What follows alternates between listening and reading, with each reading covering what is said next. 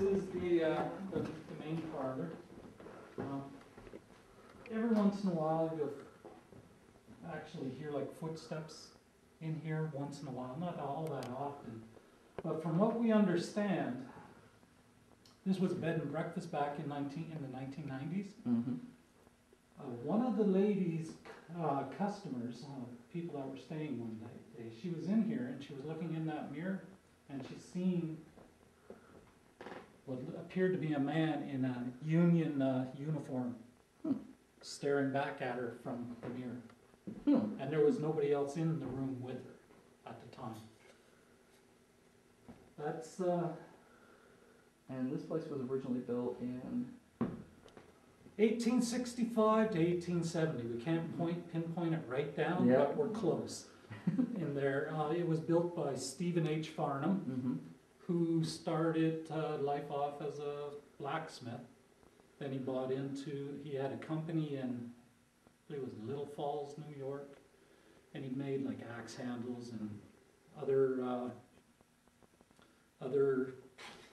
hardware things and that. And then he moved down from there to Oneida, and he bought into a hardware store downtown. Then he eventually bought out his partner, brought his son in. His interesting story about him is that he also became a banker, the president of one of the first banks in Oneida. He was on the board of directors for the Gaslight Company. This is actually a gasolier chandelier.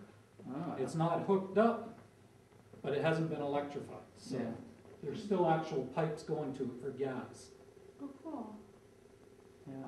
We have one in our house and it was converted to electric. Well, there was one in the dining room that was converted to electric, and we ended up taking that one down. Yeah. But he was also on the board of directors for the design of the Glenwood Cemetery down the road, which is a famous, apparently famous cemetery in New York. So very industrious fellow. He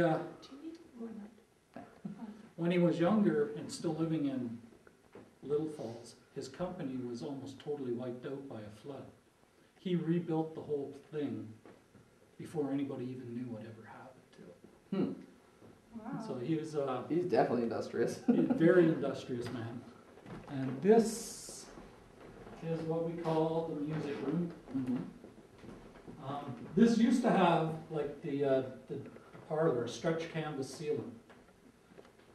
And we decided that one day we were just thinking, because parlor has the medallion, the foyer has a medallion, every single bedroom upstairs when you get up there, you'll see has a ceiling medallion on it. And we were just looking, especially in the dining room. That's the first room we attacked. And we're looking, and Jerry's looking, going, I bet there's a ceiling medallion under there. And of course she's got to poke it with a broom in there, and next thing you know, the thing rips. It was coming down anyways, but eventually we came into this room and took down the ceiling, and lo and behold, there's another ceiling medallion, hardly even scathed by time. The crown molding was all hidden, and there was a great big huge hole in the plaster in the ceiling. So we had that all re-drywalled. Now this is the room where you can be sitting here, even in the summertime, and next thing you know, you get a chill right down to your bone. And it just gets freezing cold in here. And then we'll get the meter out and we'll check, and it starts to go a little crazy every once in a while. And like I said, every time the clock dies, it's like there's a man standing there to let me know the clock stopped. And you just catch him out of the corner of your eye at first, and then you turn to look, and he's fading as you're looking at it. And then I'll walk over to the clock, and I'll see it's stopped.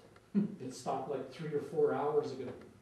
It's like regular as clockwork. As soon as that clock starts to slow down and come to a stop, you'll suddenly, out of the corner of your eye, and then turn to look, and you'll see him fading because he got your attention to the clock. So what's the history of the clock?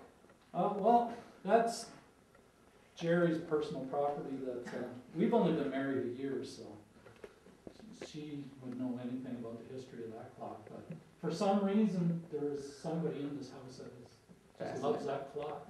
I don't too much history. I bought it in an antique shop. The start of them all. Yeah. Bring the ghost home with you. Did you notice, like, I mean, have you ever noticed that figure, like, before you brought the clock into the house, or is that something new? No, it's something that just started happening here. Okay. So whoever's here is Yeah. completely fascinated Trying by it. Yeah. to see if it's something with the clock here for somebody who really, who used to own the clock, but it seems like maybe it's somebody in the house who just likes it. Or maybe they Beautiful had a clock. similar clock here at one time, or in Oh, the same maybe. spot. That could be. I can tell you, he's usually dressed in brown. Brown slacks and a brown top. Maybe a sweater or something. Because I can make out a color when I'm looking. And it's a different shade of brown than the pedestal. It's just like this mirage sort of thing. Yeah, and then It's as all soon as you fuzzy. look at him, He's gone. he's just fades right away. It's strange at times, but I've gotten so used to seeing him there and knowing the clock's gotta be dead then, so I go over and look and it stopped. Well, it's easier than having to keep checking the clock. Yeah. It's helping you out. On the dining room, this is where we the meter was really going crazy the other night here. It was right in this area. And this used to be a stretch canvas ceiling as well. This is the one she poked with the broom and rip. The medallion appears. The medallion was there. This had a gasolier that had been converted to electric. There was a big hole in the crown molding where they had cut through and, Yeah, with Then lights in. no, actually it was a wire going across. Ah. From the, you can't even tell where our guy fixed it. Yeah. You can't even tell where it's been touched on the crown molding. But this is the area here where the activity was out of this world on the 19th. Was it the 19th or the 13th? The 13th. The 13th. That was the 119th anniversary of the death of Fred Farnham, Stephen's son. Mm-hmm. And I was sitting at the dinner table, we were having dinner, and then it's around 6 o'clock, wasn't it? And the room went ice cold. Mm-hmm. And you could just feel people's pain. Was this always the dining room? I'm not sure, we're not sure. In pictures we've seen of the former owner, the owner before, this was used as their dining room, so.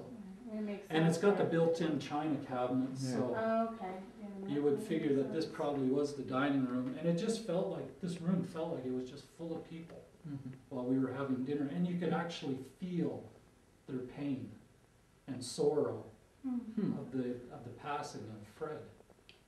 Did this house exist when the son passed away? Yes, Okay. it had been here for about 15 years. He passed away in the house. Oh, okay. There's been, as far as we know, 7 deaths, no, 6 that we can confirm deaths in the house. 2 for sure from the Farnham family, well actually 3 from the Farnham family. Stephen, his wife Elizabeth, and Fred. They also had a young boy die at the age of just over 1, but we're not sure if he passed away in the house or not. And then Dr. Crockett had a massive heart attack down in the basement. And the Hummers, Miss Dr. Hummer and his wife, both died in the house as well. Shirley Hummer. Shirley Hummer. Quite a few.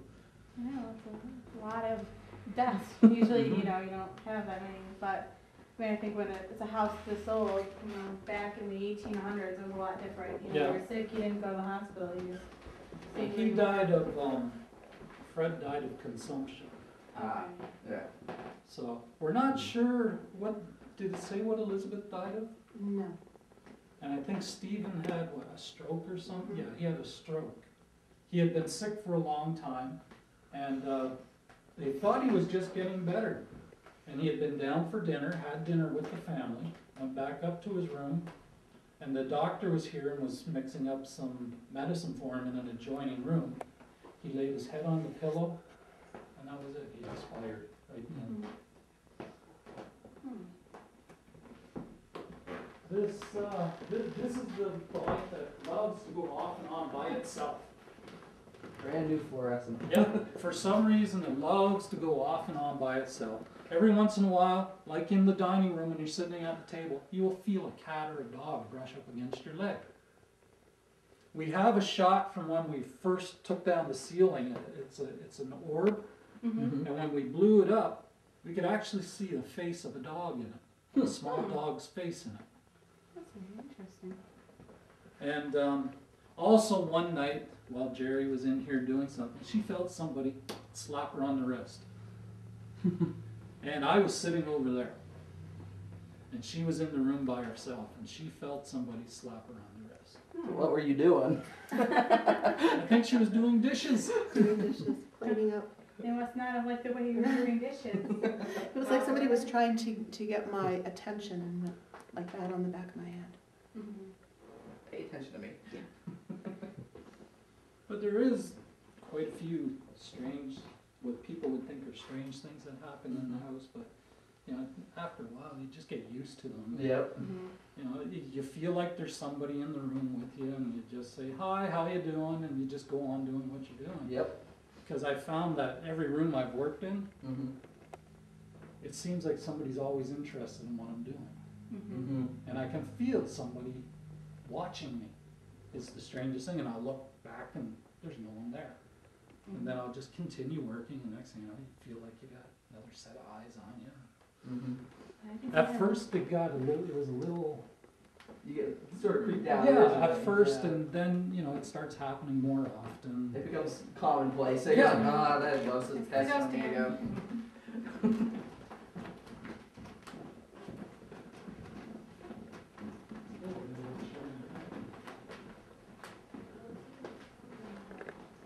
Yes.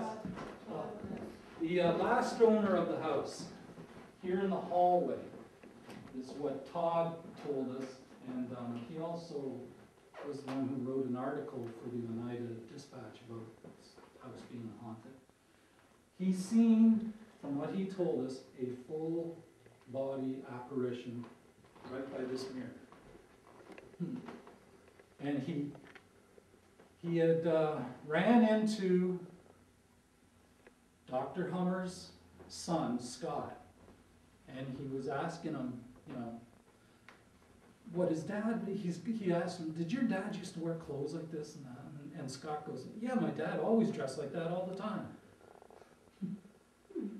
And it was the strangest thing. So Scott believed it was Dr. Hummer. What was the description? Um, Same brown as. Yeah, and I can't remember if it was the same brown or not, but it was clothing that Scott knew exactly what he was talking about. That my dad always wore a sweater like that and pants that color and everything else. Was it like an argyle type sweater? I can't remember. It Flowers could have, or yeah, it something. could have been something like that. And from what Todd was telling us, his wife seen another come walking down the staircase. But it was of a lady.